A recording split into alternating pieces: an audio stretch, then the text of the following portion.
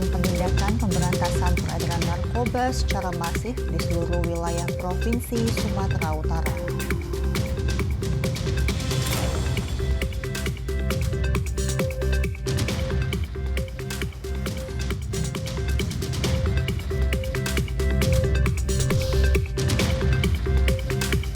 Polisi masih mendalami pihak lain yang bertanggung jawab atas kecelakaan bus rombongan SMK Lingga Kencana di Ciater, Subang, Jawa Barat.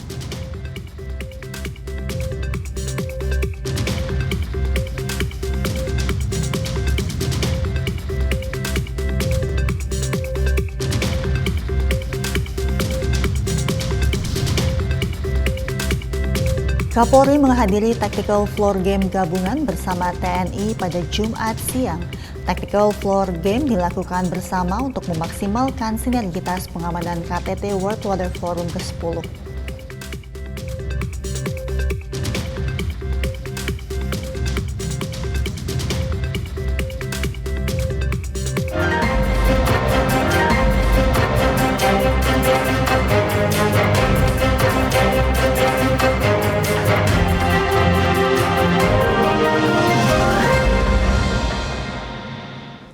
Selamat sore pemirsa, Presisi Utama kembali hadir untuk Anda. Seperti biasa, selain 3 berita utama tadi, selama 1 jam ke depan, kami juga telah menyiapkan sejumlah informasi terkini lainnya.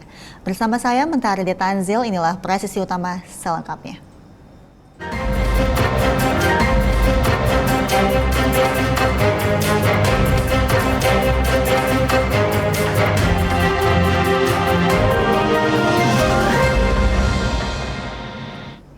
Polda Sumatera Utara dan jajaran terus melakukan penindakan pemberantasan peredaran narkoba secara masif di seluruh wilayah Provinsi Sumatera Utara.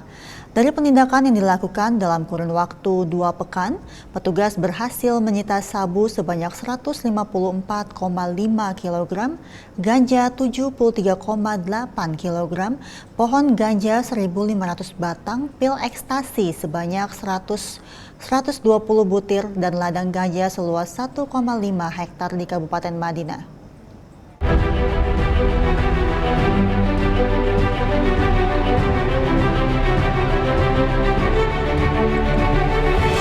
Polda Sumatera Utara dan jajaran terus melakukan penindakan pemberantasan peredaran narkoba secara masif di seluruh wilayah Provinsi Sumatera Utara. Kapolda Sumatera Utara Irjen Pol Agung Setia Imam Effendi mengatakan, dari penindakan yang dilakukan dalam kurun waktu 2 pekan, periode 1 hingga 14 Mei 2024, petugas berhasil menyita sabu sebanyak 154,5 kg, ganja sebanyak 73,8 kg, pohon ganja sebanyak 1.500 batang, pil ekstasi sebanyak 100.120 butir, dan ladang ganja seluas 1,5 hektar di Kabupaten Madinah. Semua hasil penindakan ini berasal dari 386 kasus peredaran narkoba yang ditangani Polda Sumatera Utara bersama jajaran. Kapolda Sumatera Utara menegaskan, Polda Sumatera Utara dan jajaran akan terus melakukan perburuan terhadap para jaringan peredaran narkoba yang ada di wilayah Sumatera Utara. Kita melakukan penangkapan terhadap 2.365 orang. Ini yang kemudian bisa dikelompokkan, jaringan baik itu bandar, pengedar itu ada 2.017 orang dan pengguna 348 orang. Ini kita ketahui ini satu angka yang kita bisa mengidentifikasi yang kalau kita korelasikan dengan jumlah kejahatan dari Januari sampai dengan bulan April selama 4 bulan ini dengan penangkapan 2.365 orang terjadi penurunan angka kejahatan sebanyak 9,5%. Kembali di sini membuktikan bahwa narkoba itu menjadi penyebab kejahatan. dengan kita melakukan pemberantasan narkoba yang meningkat, yang ofensif, ini kemudian angka kejahatan menurun. Ini menjadi catatan bagi kita semuanya, karena kita tahu bahwa dengan kita memiliki tugas untuk memelihara Kamtipmas, menekan sekecil mungkin kejahatan di tengah-tengah masyarakat, maka kita harus lakukan dengan cara yang smart. Kita tidak bisa hanya sekedar melakukan upaya-upaya pencegahan yang konvensional seperti patroli, penempatan personil di tempat-tempat rawan, tapi kita juga harus sudah bisa menemukan akar-akar persoalan yang menjadi penyebab kejahatan. Sebagaimana kita tahu, dengan ini kita bisa sampaikan bahwa narkoba menjadi penyebab kejahatan di Sumatera Utara ini. Setiap wilayah perbatasan di wilayah Sumatera Utara terus diperketat penjagaannya guna mengantisipasi masuknya narkoba baik di bandara, stasiun, terminal, serta yang lainnya. Pemberantasan peredaran narkoba yang dilakukan terbukti menurunkan aksi tindak pidana kejahatan di wilayah Sumatera Utara. Pada kesempatan ini, Kapolda Sumatera Utara juga mengimbau kepada masyarakat untuk dapat melaporkan adanya informasi mengenai peredaran narkoba, sebab narkoba menjadi musuh bersama. Dari Humas Polda Sumatera Utara melaporkan untuk Polri TV.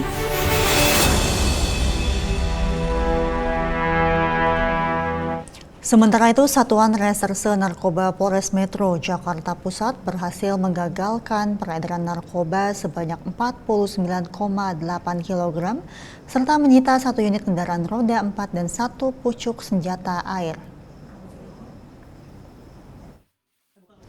Kapolres Metro Jakarta Pusat Kombes Pol Susatyo Purnomo Condro mengatakan puluhan kilogram sabu yang disita hasil tersebut merupakan hasil pengungkapan selama 5 bulan terakhir.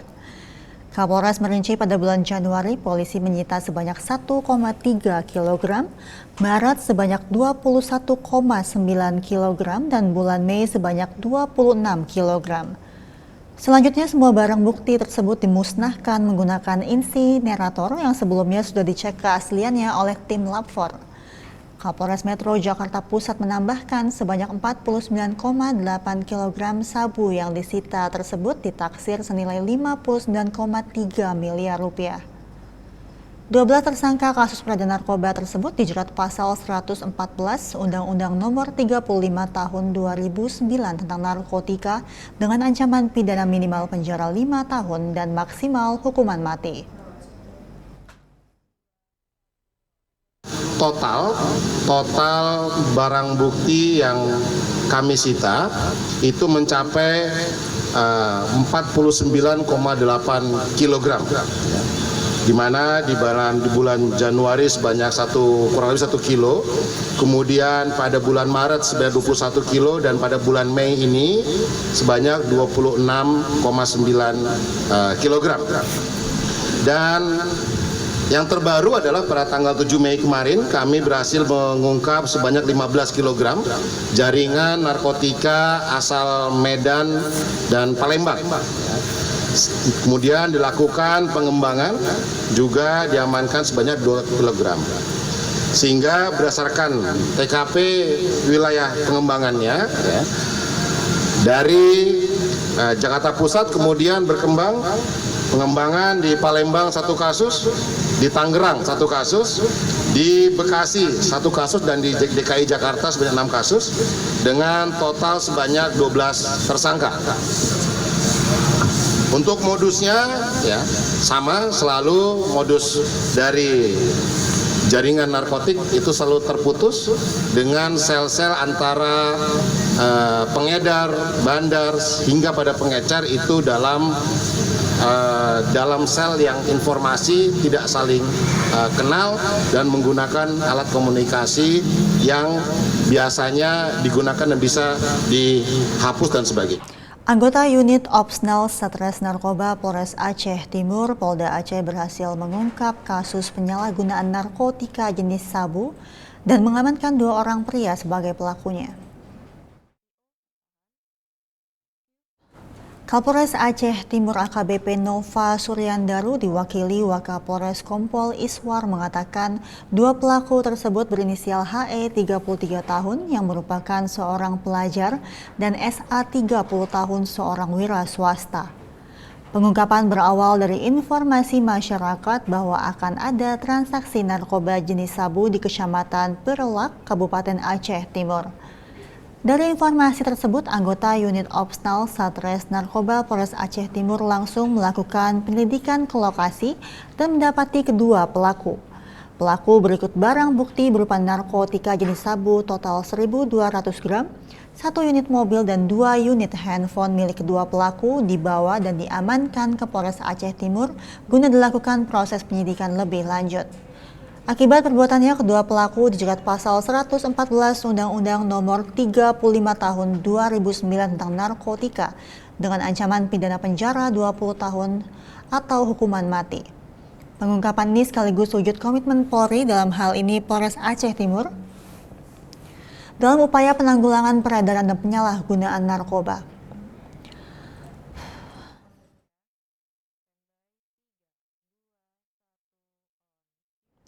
Sementara itu, polisi masih mendalami pihak lain yang bertanggung jawab atas kecelakaan bus rombongan SMK Lingga Kencana di Ciater, Subang, Jawa Barat beberapa waktu lalu. Dirlantas Polda Jabar Kombes Pol Wibowo menyebut pihaknya masih melakukan pemantauan atas kenek bus yang selamat dari kecelakaan. Kenek sendiri dalam kondisi sehat dan tidak dirawat di rumah sakit. Dirlantas Polda Jabar mengatakan pemantauan kenek belum dilakukan penetapan tersangka maupun penahanan hingga saat ini. Padahal kenek diketahui membantu supir melakukan perbaikan secara sendiri atas kendala yang terjadi sebelum kecelakaan. Dirlantas Polda Jabar memastikan pemeriksaan saksi dari pihak PO Travel dan Karoseri akan dilakukan dalam waktu dekat, sebab pemeriksaan ahli menyebut bahwa dalam kecelakaan ini tidak hanya supir yang menjadi masalah, sehingga tidak menutup kemungkinan adanya tersangka baru atas kecelakaan bus Transputra Fajar tersebut. Oleh sebab itu, penyidik baru saja melakukan pemeriksaan kepada saksi untuk mendalami siapa yang bertanggung jawab terhadap perpanjangan uji kir kendaraan bus tersebut.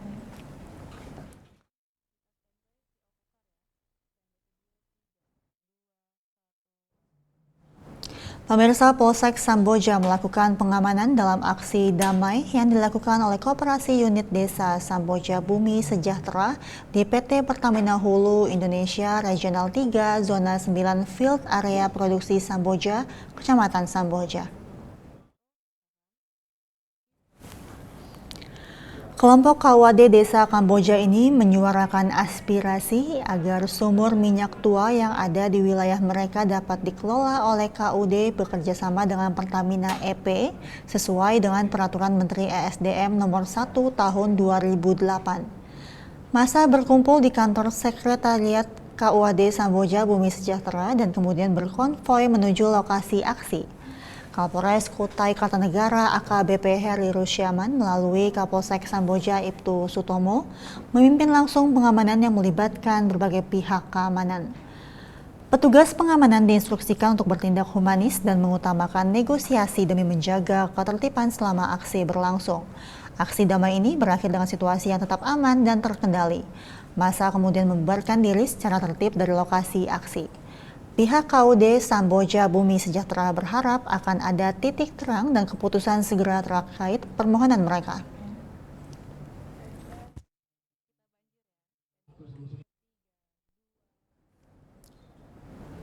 Banjir melanda Kabupaten Malino, Provinsi Kalimantan Utara. Banjir dipicu oleh hujan dengan intensitas tinggi sehingga membuat volume air Sungai Kayan dan Sungai Long Sule meningkat, sehingga meluap dan menggenangi wilayah Desa Long Sule dan Desa Long Pipa di Kecamatan Kayan Hilir.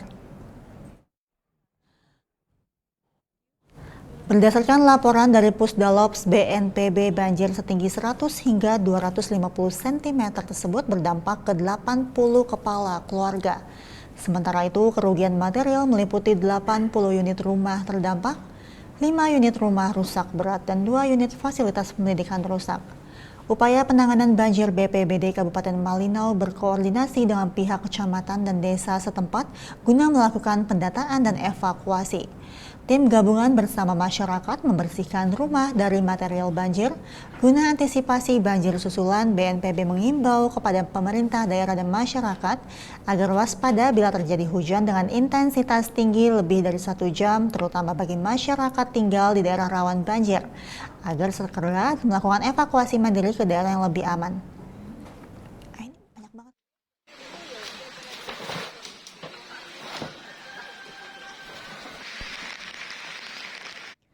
Sementara itu, Kementerian Pertahanan menyerahkan bantuan untuk masyarakat terdampak banjir lahar hujan dan tanah longsor di Sumatera Barat.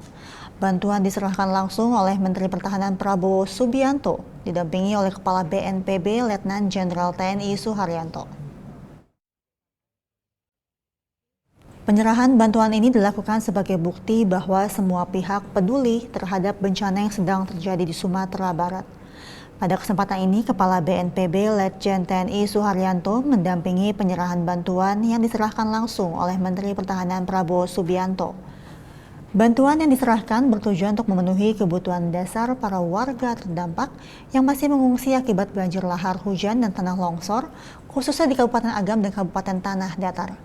Dalam kesempatan tersebut, Prabowo mengatakan semua unsur mesti ambil bagian dalam tindakan-tindakan yang bisa meringankan beban serta kesulitan mereka yang terdampak bencana. Sementara itu, Kepala BNPB Letnan Jenderal Suharyanto mendukung upaya yang dilakukan Kementerian Pertahanan guna meringankan beban kesulitan warga terdampak, salah satunya pelaksanaan operasi teknologi modifikasi cuaca.